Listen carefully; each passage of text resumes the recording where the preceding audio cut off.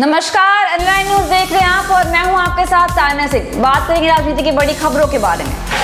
बिहार की राजनीति में पूरी प्लानिंग के साथ एंट्री को प्रशांत किशोर तैयार हैं। पीके ने पूरे बिहार को समझने के लिए पद यात्रा की शुरुआत की थी। उसके बाद उन्होंने अब अपनी पार्टी के ऐलान करने की बात कही है। प्रशांत किशोर आने वाले दिनों में अपनी पार्टी की विधिवत घोषणा करेंगे। उसके साथ ही बिहार की 283 विधानसभा सीटों पर अपने उम्मीदवार उतारेंगे। प्रशांत किशोर ने अपनी राजनीतिक पार्टी के लॉन्चिंग की तारीख का ऐलान कर दिया है। पीके महात्मा गांधी के सिद्धांतों पर चलने में विश्वास रखते हैं। पीके उनकी तस्वीर अपने पदयात्रा के सभी पोस्टर के ठीक पीछे रखते हैं।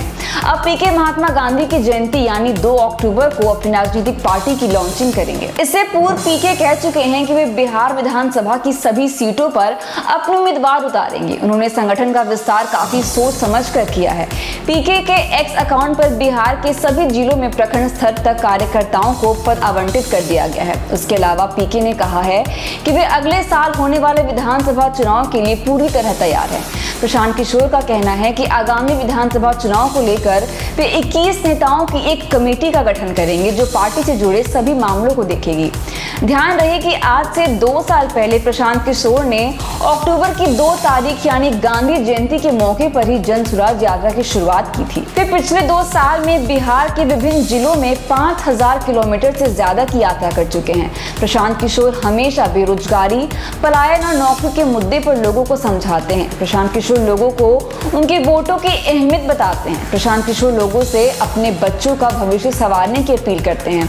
वे जाति और धर्म के अलावा बाकी सामाजिक कुचक्र से आगे बढ़कर खुद के भविष्य के लिए नेता चुनने की अपील करते हैं। प्रशांत किशोर ने साफ कहा है कि वे बिहार विधानसभा के आगामी चुनाव में महागठबंधन और एनडीए के खिलाफ खुद के बलबूते पर मैदान में उतरेंगे। उन्होंने कहा है कि वे 75 सीटों पर मुस्लिम उम्मीदवार को टिकट देंगे। उन्होंने अपनी सभा में ये भी कहा है कि बिहार के मुस्लिम हमेशा डर कर वोट करते हैं। इसके अलावा उनका कोई अपना नेता नहीं है। पीके के मुताबिक वे दलितों पर भी बड़ा दांव लगाने जा रहे हैं। प्रशांत किशोर के मुताबिक बिहार में दलितों की कुल हिस्सेदारी 37% है। इसीलिए बड़ी संख्या में दलित को चुनाव मैदान में उतारने की रणनीति पर काम कर रहे हैं।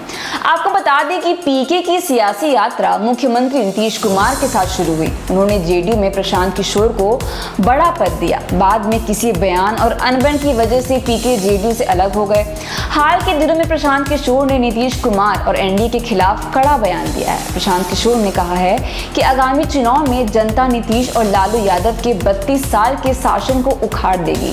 पीके ने यह भी कहा है कि जैसे ही बिहार और दिल्ली के नेताओं को जन स्वराज की हकीकत के बारे में पता चलेगा, उनके पैरों तले जमीन खिसक जाएगी। प्रशांत किशोर कुल मिलाकर जेडीयू, बीजेपी और आरजेडी के वोटों में सेंधमारी का प्लान कर चुके हैं। हालांकि आरजेडी इनको लगातार बीजेपी की बी टीम करार दे रही है। फिलहाल के लिए बस इतना ही। बड़ी खबर के लिए बने रहिए हमारे साथ और देखते रहिए एनलाइन न्यूज। धन्यवाद।